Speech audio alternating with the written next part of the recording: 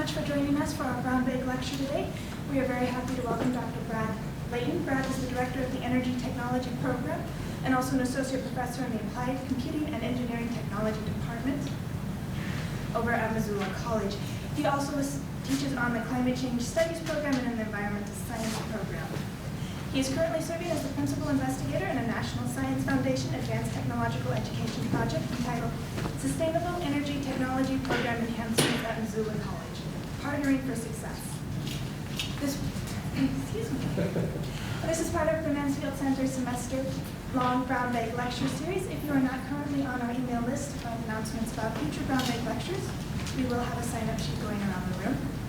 This event is also being videotaped by the Missoula Community Access Television as part of its Media Assistance Grants Program to nonprofit organizations.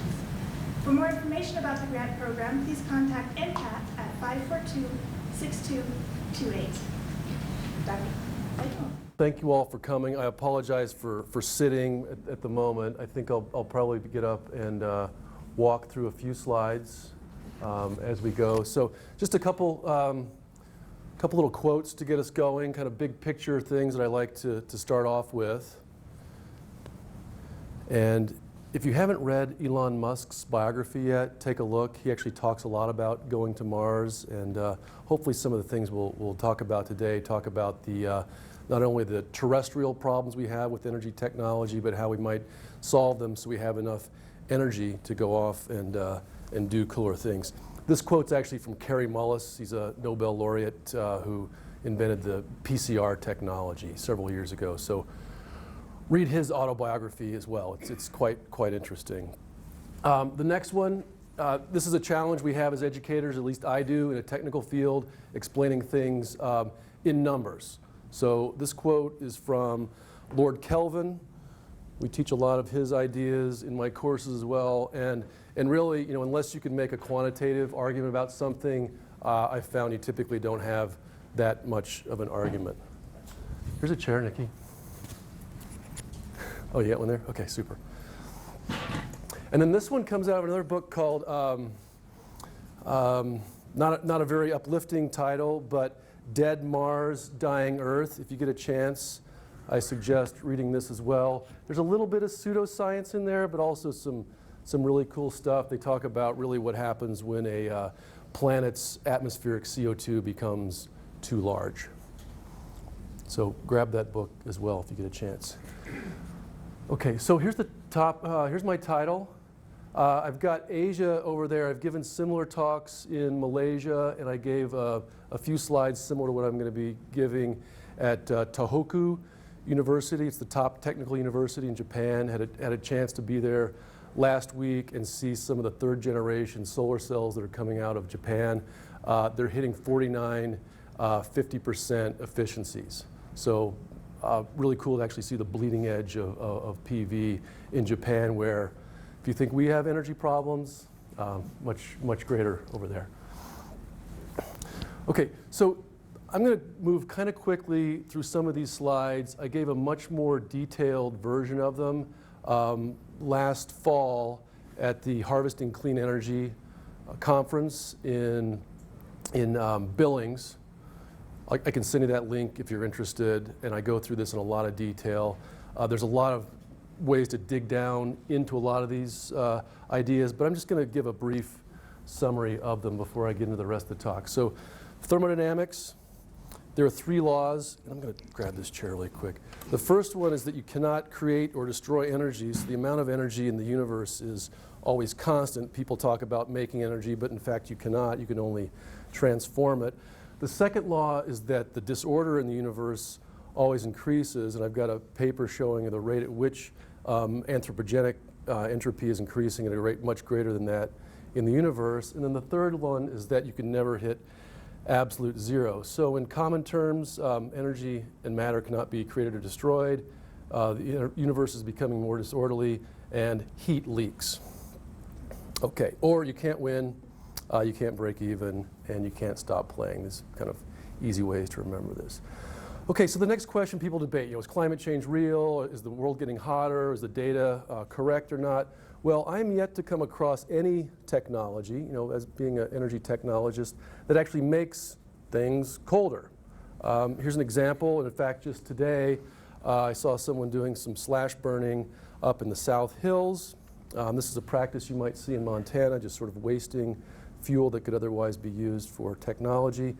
This is an example of, I think, what most of us are now familiar with as the greenhouse effect. The more greenhouse gases in the atmosphere, the greater the effect. Here's another popular example of a technology that one might think make things colder.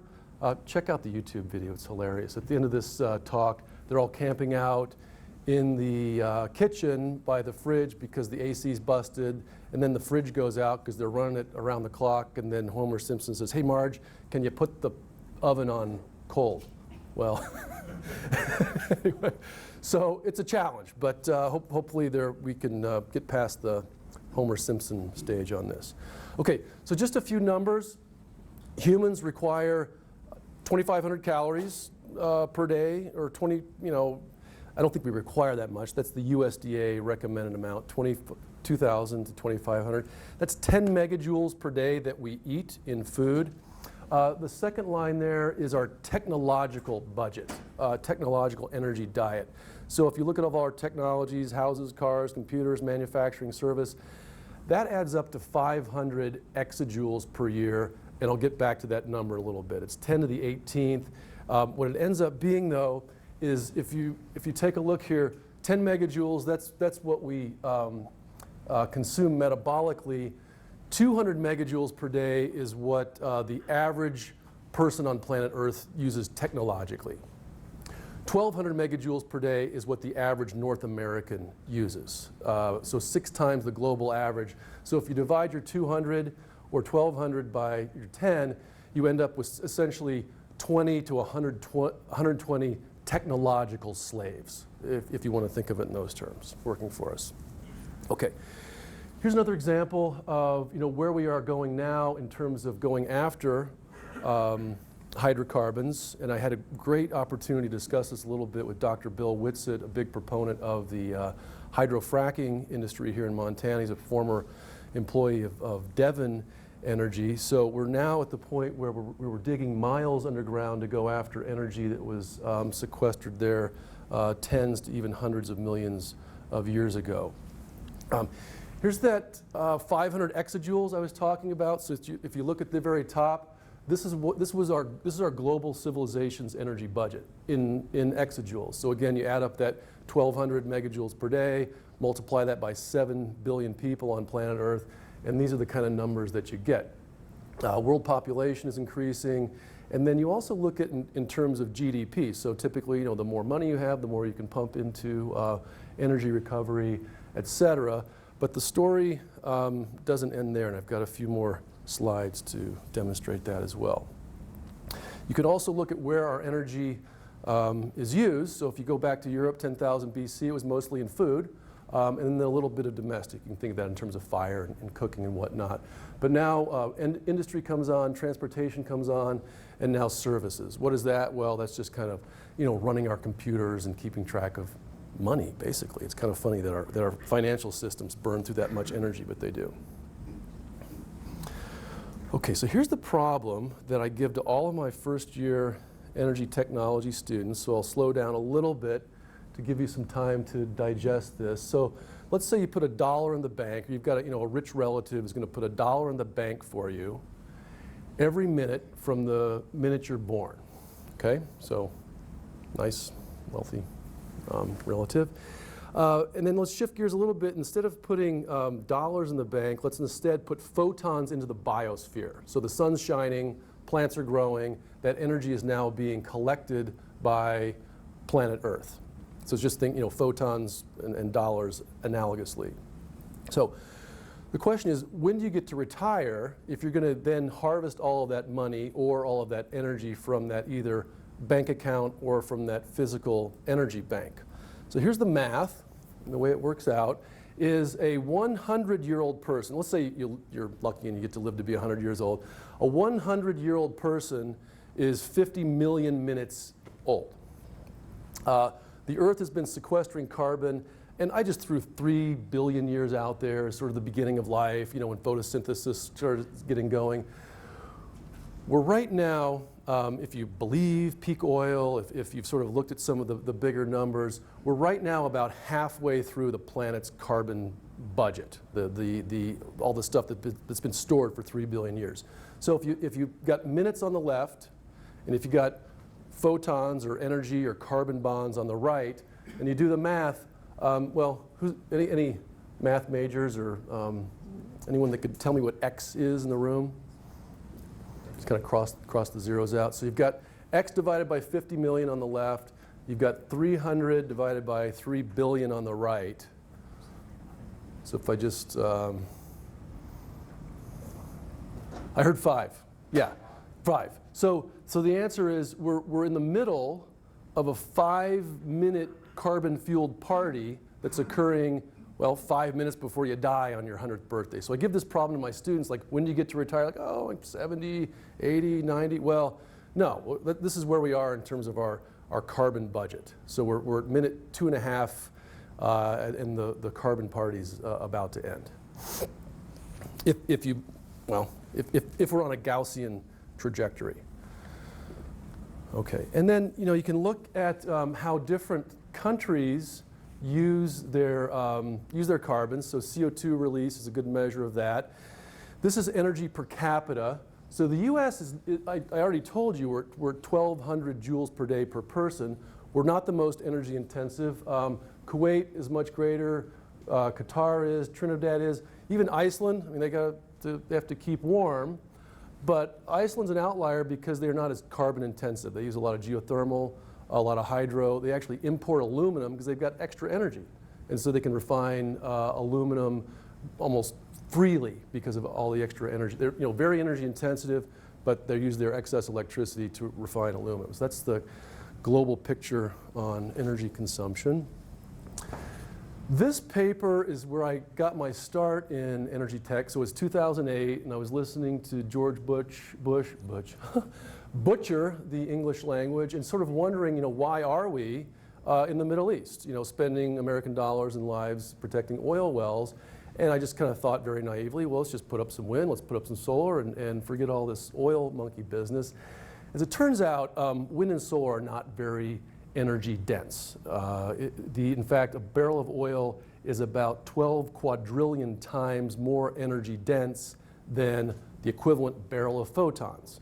And it makes sense based on what we just saw, because all those photons were being banked over hundreds of millions of years. We're just now discovering them and pumping them out of the ground. So this was my kind of first paper, and I guess maybe a little bit politically motivated. So if you do the math on this, there are about 1.5 trillion barrels of oil left on planet Earth.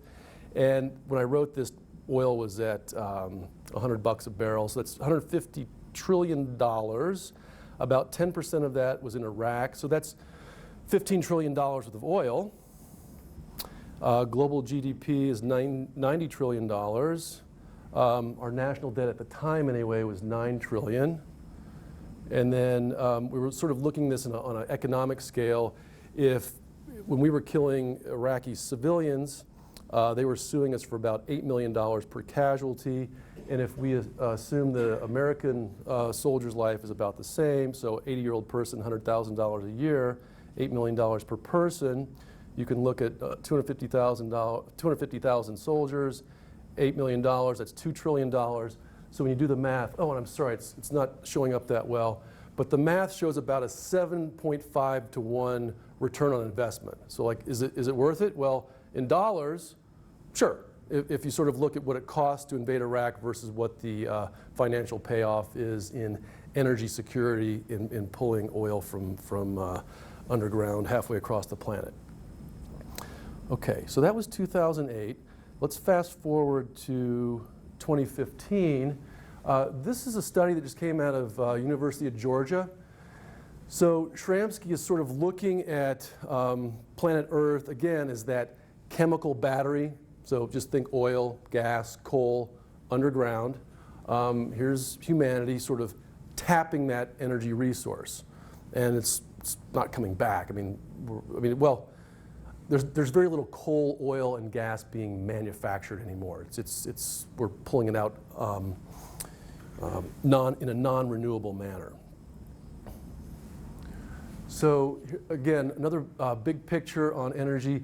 This 2,000 zetajoules, so I already mentioned the 500 exajoules that humanity consumes per year. 2,000 zetajoules, so there are 1,000 exajoules in a zetajoule. So zeta is 3 orders of magnitude higher than exa. This is all the carbon bonds on the entire planet. Some of it's not recoverable, right? So all the little phytoplankton and whale excrement and all that on the bottom of the ocean, we're not going to go mining that, at least I don't think so, in terms of an energy return on energy investment ratio. The 500 zetajoules is what's recoverable. This little blue line, the 2 zetajoules, that's what Mother Nature makes each year. That's the photosynthesis that's currently happening in forests, in the ocean, et cetera. And that's sort of our annual income. 2 zetajoules is 4 times that 500 exajoules. So there's still 4 times the amount of photosynthesis happening than we actually burn through in carbon bonds each year, but it's a much tighter margin, obviously, than it used to be. And there's also nuclear on here as well. Okay. Now, oops, go back. So this is Shramsky showing our phytomass, and just you can think phytomass equals carbon bonds or carbon-based fuel. 2,000 years ago, there were 35 zetajoules left. We're now at the year 2010, and we're knocking on maybe 18 or so. And if you've done any mathematics or modeling, that line is quickly intersecting something out here in the very near future. This is again that the 4 blocks on the right are how much photosynthesis happens each year, and this 1 block on the left is our annual energy budget, the 500 exajoules. And that seems to be leveling off now, and I'll tell you why shortly. Okay. If you haven't read any Jared Diamond, I strongly recommend it. Collapse was his 3rd book. His first one, The Third Chimpanzee, was fascinating, and I think the one he won the Pulitzer for was Guns, Germs, and Steel. He talks about societies that collapsed because basically they went through all their biomass. The Easter Islanders killed all their birds, cut down all the trees, and then eventually turned to cannibalism as a result. Again, I just got back from Japan. Diamond talks about Japan a lot and how the emperor at one point actually numbered and labeled all the trees on the island. And if you cut down a tree illegally, it was punishable by death. So they managed to not collapse as a result of a sort of a top-down draconian decree. Back to Shramsky, 2015. We've put all 3 of the plots we were showing previously. We've got total energy consumption in terawatts. Now the difference between energy and power, so if you take that 500 exajoules that I just talked about a little bit ago, and I wish I had a whiteboard up here, but if you're taking notes, just write down that energy equals power times time, or E equals P times T. So what we're plotting right now is the P for power, and so if you divide 500 exajoules, which is 500 times 10 to the 18th, by the number of seconds in a year, whatever, several 100,000 seconds per year, you end up with 16 terawatts. So global civilization is running at about 16 trillion watts. Add up all the light bulbs, the cars, the planes, the laptops running, 16 trillion watts. The human population in billions is right around 7. The green line at the bottom is looking at the energy per capita, or more correctly, the power per capita. So I talked about techno slaves. I said we had 20 to 120 technological slaves. This number right here, this means 5 kilowatts. So you look at the green line and you can see we're maybe at about 2. So 2 kilowatts works out just right. Each one of us, so everyone's walks or rides a bike or goes to the gym. Each one of us is running at about 100 watts, which is pretty impressive. That we're only a 100 watt system. Like I got to be burning more energy than a light bulb, right? But if if you ever go to the Science Museum, you crank on the thing, it's pretty tough to light the 100-watt light bulb. But again, 20 technoslaves ends up being, and again, we run at 10 megajoules per day, ends up being about 2,000 watts. What's most striking to me about this curve is that our energy per capita peaked a few years ago. Well, why is that? Is there less energy available? Is there less money available? Are people not able to buy it? Is it a poverty issue? Or are we becoming more efficient? Are the LED light bulbs making a difference? Are the electric cars making a difference? Are we actually, so this could be a good news or a bad news curve. It's not clear. Maybe it's a combination of both. But it's the first time that our sort of energy per capita peaked. It could be that people are now moving into cities and they don't drive as much, but combination of reasons. Okay, so this is still Shramsky. And then he comes up with another number that he calls omega, and this is just the number of years until we run out of phytomass. And then he plots it like so. On the bottom here, I apologize for the numbers being blocked. On the bottom here is just years AD. I think you can see 1500. I think you can see the year 2500. And again, if you go all the way back, at the rate we were burning through carbon bonds 2,000 years ago, we had 67,000 years of energy left. But as our rate of consumption increased, that number diminished. The one little blip here, this was the plague. There weren't as many people burning through energy as quickly. And then we zoom in to this point in time. And now at the year 2000 or 2010, we have about 1,000 years left. The one bright spot on this curve is it's actually starting to flatten. And so the question is, can we actually reach some sustainable asymptote? So these are the big numbers that we kind of have to consider when talking about renewable energy technology. So there's just a larger view of Shramsky's omega variable. Okay, well, any questions on that before I get into a couple other things? 'Cause I know I blew through a lot of numbers pretty quickly. And if not, this will be available on MCAT's website, and I don't think I'm recording it on YouTube, but I did give a sort of a more relaxed version of that in Billings in October. If you like, I'd be happy to send you the YouTube link. Okay, so this is where I've kind of taken some of this research since my first foray into it in 2008.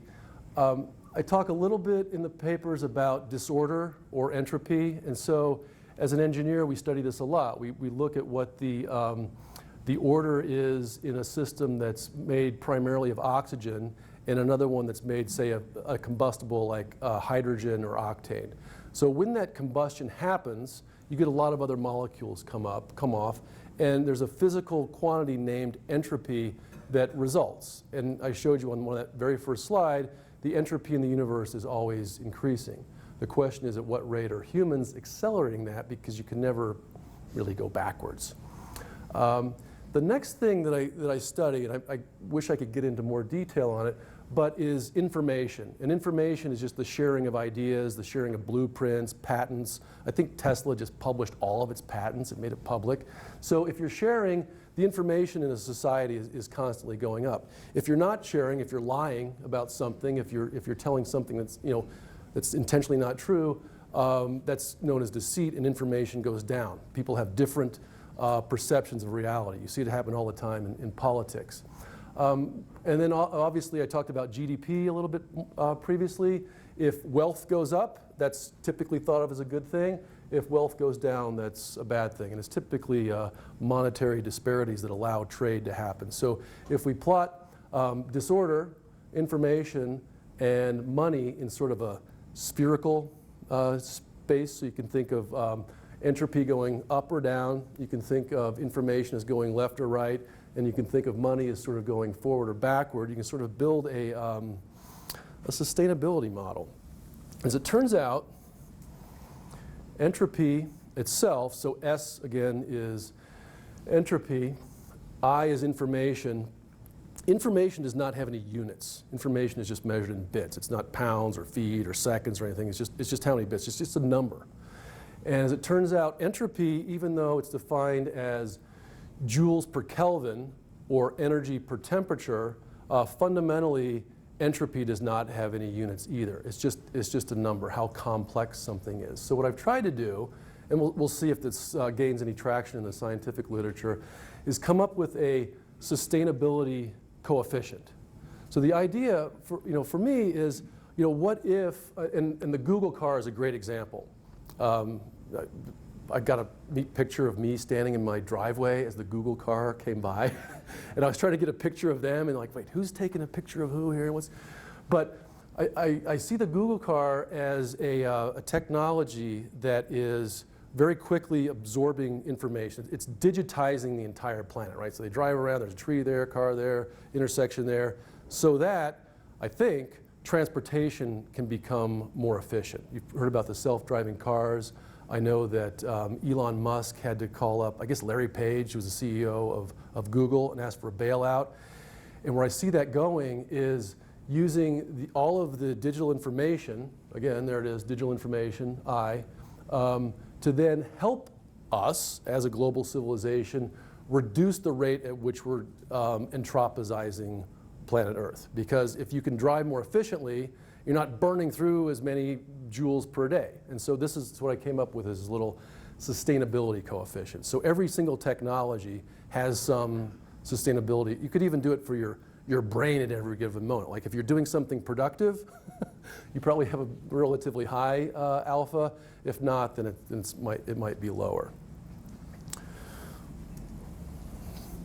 Okay, and then I try to do that also from a societal standpoint to show that so if you go all the way back to indigenous populations, they were relatively modest in their entropy production. So there's always some background entropy. As I said, the second law is pretty unforgiving. It's always going up. Disorder will always occur in the universe.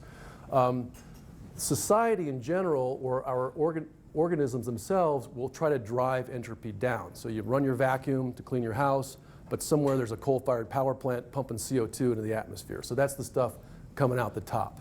If you're just sort of sweeping the dust out of your cave, then you're not really messing with the environment that hard.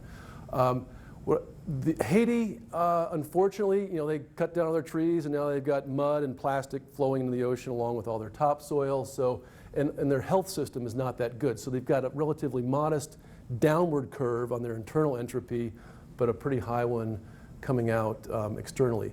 Denmark has done a pretty good job, I think, as Norway, keeping a lot of their fossil fuels in the ground for future generations, and their health is relatively high. So they're able to bend this curve down without damaging the environment too much. I think the U.S., we're kind of somewhere in the middle. We burn through a lot of energy, but also our comfort level is quite good as well. This one's a little more subtle. There's a paper I just published earlier this year where I'm looking at something I just call a socioeconomic sustainability coefficient. If you look at the income disparities that we're now seeing, at the 1%ers becoming richer and richer, the 99%ers, if you will, becoming less so. I think a lot of that has to do with access to information. What stocks are trading higher, what's the future of coal look like, what's the future of solar look like. So a lot of market analysts running through a lot of information in order to make a certain subset of the population wealthier. So there's a relationship between how much access to information we have and how wealthy we are as individuals in the societies. Okay, so the next one, just getting on to a little bit more sustainability and one of my passions. I really don't like seeing waste in any form. So I'm looking on the left here at soils being lost to the ocean due to unsustainable agricultural practices. And then I go to the dumpster behind the pool and I see our own university throwing away dirt and going to the landfill. And so I just cannot wrap my head around why we would actually purposefully throw away soil rather than keeping it here as an asset on our own property. And this poor chair, I don't know what it did wrong, but it's on its way to the landfill too. Okay, and if you want to hear some stories about well, we'll tell you some other stories later about some of that fun stuff. So soil sustaining is a big problem I think that we're facing and will face in the future as well. And so is things like this. So I'm looking at all these plastics that we're making with really no solution on what to do with. So you get your plastic bag, you put it, well, here comes the flock of seagulls and they eat it, and I don't know, it's disgusting, sorry. But here's kind of what my own version of really material sustainability is. So I think I spent the first half of the lecture talking about energy, and here we're looking more at matter. So you can even think of this as E equals mc squared, but not really. So energy's on the left-hand side, matter is on the right. But in terms of where all of our waste matter goes, and I've got one key slide that I made for this talk, so keep this in mind. Where all of our waste matter goes, you're going to do one of three things with it. It's either going to go down back to the earth, and in case of the soil or the dirt that I saw in the dumpster, let's just keep it here, compost with it, and keep it as soil. So that's sort of the berry solution. And that's what planet Earth was doing for hundreds of millions of years with the carbon resources that we're now digging up and burning. I don't think humans are going to give up fire anytime in the near future. So some things will be burned. Oxygen will combine with carbon and we'll get heat. We might get electricity from it. The third option is to build with it. So I kind of look at it in terms of a trajectory. Things are either going to go down back to the earth, they're going to go up to the sky, or they're going to stay right here on the plane or the surface of the earth that we live and work in. And then on the left, that's kind of your economics. You can bank it, you can sell it, which is the buy, or you can barter with it, which is just neutral. Okay. Now, I direct the energy technology program at Missoula College, and if you like, I would actually love your support at the end of this talk, because Main Hall is trying to put the energy technology program into moratorium. I don't know if you heard or not, it's kind of in the news, but student enrollment across the University of Montana is low, and we do not graduate a lot of students. I think we graduate enough students. Our program is quite challenging.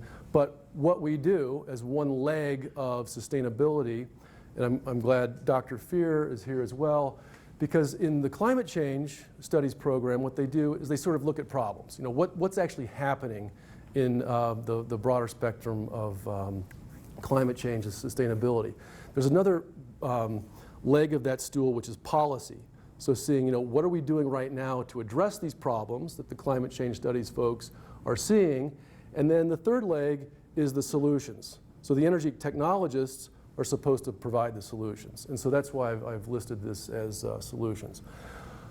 When we were looking at Shramsky earlier, I said that the good news on that green curve might be that we're becoming more efficient, less energy per capita. We might be fundamentally changing the energy technologies that we use, and we might be becoming more sustainable in terms of our policies and attitudes. So here's a few examples of how you might become more efficient. Putting insulation in your house so you don't use as much energy, driving a more fuel-efficient cars to get more miles per gallon or miles per megajoule. The little thing at the top, that's just putting in power meters in your house that might not send as much energy back to the grid. And I've done a little bit of engineering consulting. There's a company here in town, SATIC, that actually builds them. I've got a lot of students that work there, and I'm hoping for their support too in keeping energy tech alive. And then I'm just showing that little green curve to show that's what could be happening in terms of sustainability or efficiency, which is denoted by the Greek symbol eta there. Okay. In terms of change, moving away from non-renewables to renewables, there is a website out there with a 100% renewable energy vision. It's just called thesolutionsproject.org. And what these folks have done, they've gone on a state-by-state basis and say, if the United States of America is going to go to 100% renewables, what does that portfolio look like? So residential PV is at the top, commercial PV, plant PV, so large-scale photovoltaics, wave energy. CSP, that's, I'll get to that in a second. Geothermal is, and this is all for Montana. Geothermal, so if Montana had a 9% geothermal, oh, I'm sorry, yeah, concentrated solar. Oh, yeah.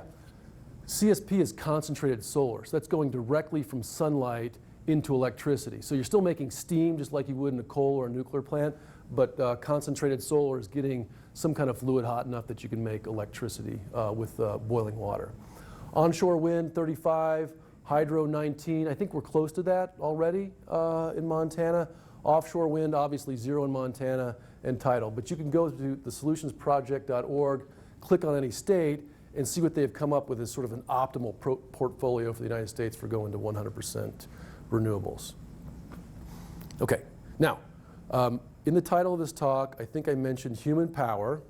So I want to show you a couple examples. And I think Free Cycle is here today, and so I wanted to show off my own cycling socks. I don't know if the video is gonna, yeah, so I did ride my bike here. But these are some of the things that I've done just with my own little human-powered future company, as I call it. So I've been able to ride around my neighborhoods. That's my driveway. And it kind of looks like the Grinch that stole Christmas, but those aren't presents. Those are leaves and other biomass that my neighbors had collected, sort of a NIMBY issue, but I've sort of taken the opposite approach, sort of a YIMBY. Yes, in my backyard. I will take your leaves and I'll turn it into soil in my backyard. So that's the, utility bicycle. If you want one of your own, it's a Surly. It's named Big Dummy, but it's got a 500-pound payload, and I was even able to grab a log from the river. I don't know if that's illegal or not, but it was just kind of sitting there, and it's looking great in my front yard. And it'll either be buried, it's either going to turn into dirt, or maybe I'll burn it and and keep my house warm. One of the two. Okay, so there's that. And the quads. The quads are there. Well, those are the dual engines on the, or the 8-cylinder engine that powers the thing, right? Thanks. Oh. So this is proof that, yes, I did pull this up the rattlesnake with my 8-cylinder engine. So that's just one, different use of technology than you might have seen before. So bicycle lumberjacking, and I showed this to my friend Craig Thomas, who's featured in the next slide here. He just laughed his butt off, and he couldn't believe it. So anyway, Craig Thomas is a colleague of mine. He lives in Stevensville. A few years ago when he broke his hip, he had the opportunity to solve a problem that his wife was perceiving, namely that whenever the house got warm, she had to smell the smoke. So he had about 8 months to recover, was sitting there, and the gears were turning upstairs. He came up with a biofilter that's made with kind of junky biomass. Remember the slash burning we saw before? Just like, I don't need this stuff, I'm going to burn it. Well, he takes that, instead of setting it on fire, turns it into a mulch, combines it with biochar, so living char material that comes out of a similar process, compost, which is also alive, some sawdust as a binder, and again, just some wood chips. Puts this into a filter, and I don't have a great shot of it, but he's been able to send the effluent from his wood-burning stove through this filter, and what comes out is higher oxygen, lower carbon monoxide, lower CO2, and lower NOx. So all the stuff that the coal-fired power plants get in trouble with. And he was getting in trouble with, too. His wife's like, I don't want to smell the smoke. He solved the problem. We're trying to scale this up now that we might even be able to put this on something like Colstrip and solve some of their emissions issues. And the big goal is to take all the woody biomass, all the beetle kill that's sitting out there that we spend $2 billion a year trying to put out, just harvest it, turn it into this, and then it becomes a filter. So you turn that beetle kill problem into a solution. So that's one solution. Another one, I work with Mike Holacek at Algae Aquatech. They actually have a carbon negative power plant. So if you haven't seen this, the air that comes into their plant has a higher CO2 level than the air coming out, and they actually make electricity from their processes. Montana technology. Algae Aquatech. They're up in Whitefish. Oh, and here's the coal-fired power plants. So what I really try to do from a solution standpoint is not have it be a one or the other. A lot of people say, oh, what's better, solar, wind, biomass? There's no, as we saw with the solutions project, there's no one technology that's the silver bullet. It sort of takes a blend of all of them. So what I've been trying to explain to some of the guys that are arguing back and forth in an all or none sense, we might actually be able to burn coal sort of more of as a backup rather than a base load, and put the biofilters on. I've shown them in green in order to clean up some of the effluent and take care of the CO2 problem. So we can actually still maintain the economy that Patrick Barkey is frequently concerned about. You've probably heard his talks like we're going to lose all this money from the state. Well, let's see if we can't keep the thing running, but in a clean, EPA-approved manner. Okay, and then this one too, if you really need a good, if you're having trouble sleeping at night, I can give you a copy of this. Guarantee within a page or two you'll be fast asleep. But it gets into some of the details of the entropy and information relationships that I talked about previously in that one little slide. Okay, and here's a few numbers. I'm not going to dig too deeply into this, but I did show you earlier that 7-to-1 ratio in terms of economic argument for invading Iraq. This one shows, and I apologize, the 22 here should be an exponent. And what I show in that paper is that humanity, so our terrestrial entropy generation is 7.3 times 10 to the 22nd, so we're sort of approaching an Avogadro scale there, about a trillion times faster than the universal background entropy generation. So you can think of that as a good thing or a bad thing, or like, I don't even know what he's talking about thing. But it was a fun paper to write. Okay, we're still in the solutions section. So I want to make you aware of another local Montana-based energy technology. Again, you saw the picture of the landfill, all the plastic in the ocean. And plastic, it's just hydrogen and carbon. And it's actually, in fact, pretty clean hydrogen carbon. You know, polyethylene is just, that's really all that's there. Taking one part, I think I've got it at the top, so 1 part plastic, 9 parts wood, no shortage of wood, a lot of beetle kill in Montana, and turn that into energy. These are hydrophobic pellets. They can be shipped internationally, similar to how coal is burned. So hopefully one day we'll see this type of product flowing out of Montana into Asia rather than a lot of the coal that I see a lot of people protesting about. So there's another solution. Okay, this is the one new slide that I made for the talk here. I talked about turning human power into energy solutions. So again, this is just an idea. I'm glad FreeCycle is here. Maybe we'll try it out at FreeCycle. But on a day like today, the air outside is very fresh. It's very clean. I walked into this room and I could just smell the VOCs coming off the carpet. I don't know if you're sensitive to that. But what if we were able, with some kind of neat filter contraption, get the kids off the ellipticals over at the gym, just put one in this room, and bring in the cold, fresh air into the room and just pump out. I can even see like dust, floating around in front of me right now. Pump that dust out of the room and bring the fresh air in. Or on a very hot day, when the fires are going off, again, you could still pump air in from the outside, but you would filter all the nasty stuff and use this as a filter. So this system could run in either of 2 directions. And again, with some type of living component in between that's actually metabolizing the waste. Yeah, 'cause I'm sure something would want to eat all this dust that's in the air, some of which is organic, some of which is inorganic. But at the end, I think all of the organics could just return to the soil here, and all of the inorganics could just be turned into insulation. And you really wouldn't have any waste. You would never have to throw away your vacuum bag or whatever. Okay, which brings me to my next slide. And I really wanted to finish this book while I was on my travels to Japan, but I actually got 10 hours of solid sleep coming back from the plane. I slept straight 10 hours, it was great. But I've been landfill free here in Missoula for 5 years. It's been a challenge because we all know how difficult it is. You have to drive out to Pacific, and then the blue bags don't always end up in the recycling stream, et cetera. So I've got 10, maybe 12 chapters on different materials and how I've been able to recycle here in Missoula. So I hope this comes out sometime this fall. Hope to finish it up. Okay, now a few other little technologies, just things that we're working on in the Renewable Energy Technology program at Missoula College, things we've done locally that have given my students an opportunity to learn and build. We put a solar PV panel on my building. As it turned out, we used a polystyrene that melted, so we took that out and fixed it, and I'll show you a few slides on that. There is a lot of wind in Montana. In fact, there's a giant energy storage plant going in at Gordon Butte. If you hadn't heard about this, check it out and see whatever you can do to support it, because it's tough to build a new wind plant in Montana because we have a hard time getting the electricity out. But if you can store it gravitationally with pump storage, then there's your solution, and you can sort of get away from the carbon.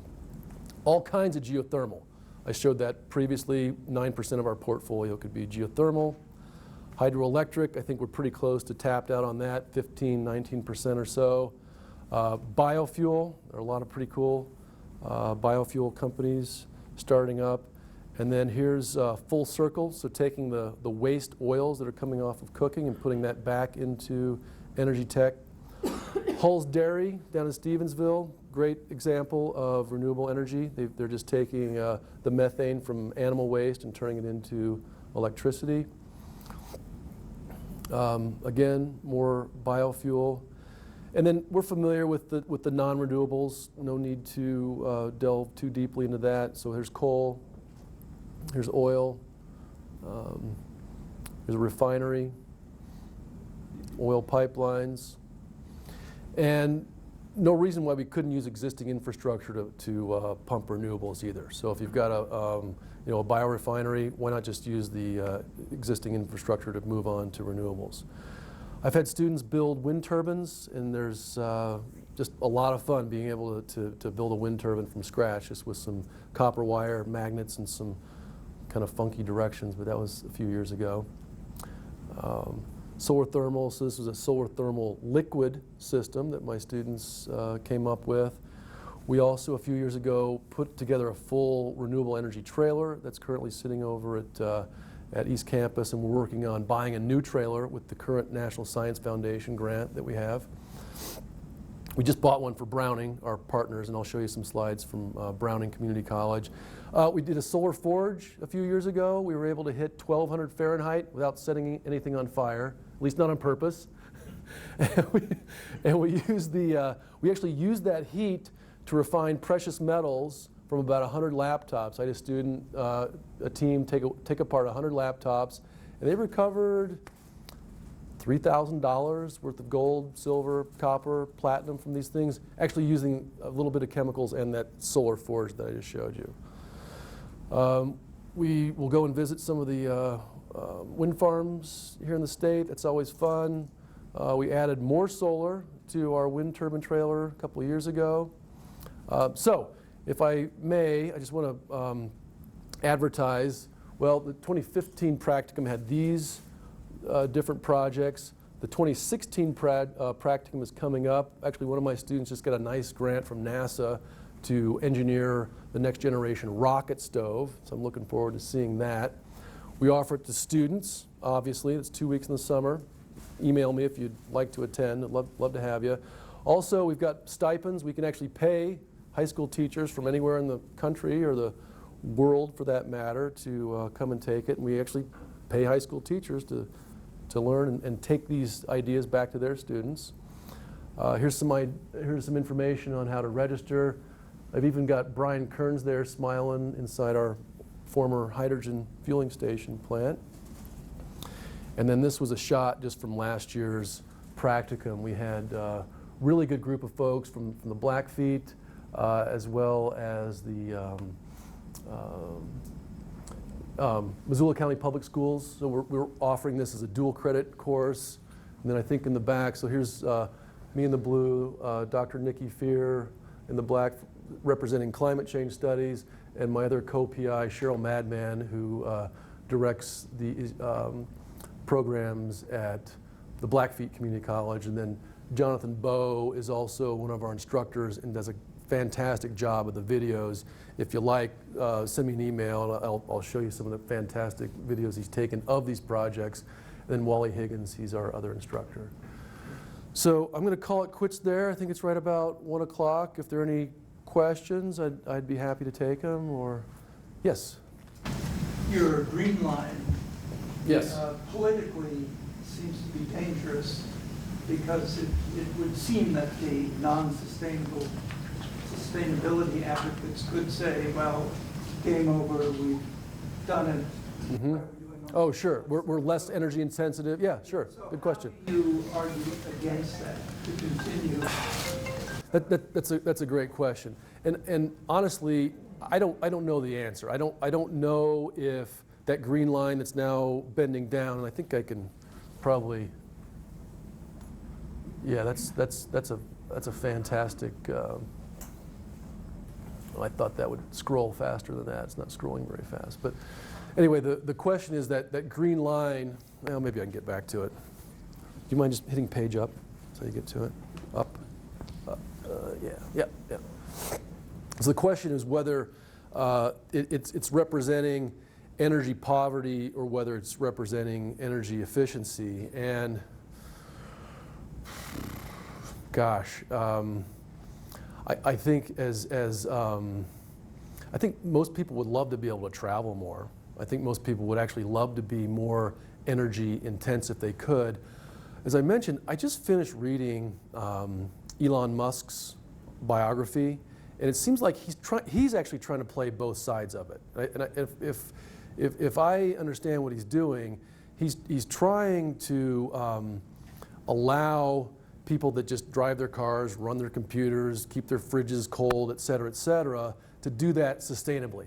Let's just, through his company Solar City, there's enough sun shining to power all of those technologies. But if you want to get to Mars, that's a whole different equation. In fact, in the last few pages of his book, he advocating going towards methane as a fuel rather than hydrogen. And so we're like, gosh, methane's not that great. But in terms of cost, it's pretty cheap. Methane's very cheap, very much easier to make, thank you, than hydrogen. Every time we'd run our hydrogen electrolyzer over here, it was 100 kilowatts. We'd get this big bill, and the dean would complain. So, what I would love to see have done with our own hydrogen fueling station is just use it as a dump load. So when the wind's blowing, there's too much of it, you just make free hydrogen with it.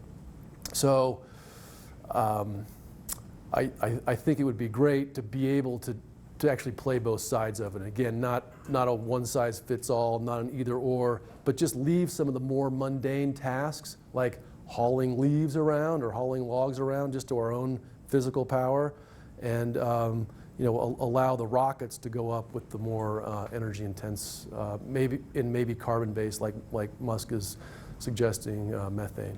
No shortage of that. So, good question. Thanks. Yeah. All right, well, that was a pretty quick hour. Thanks, everyone, for attending, and thanks.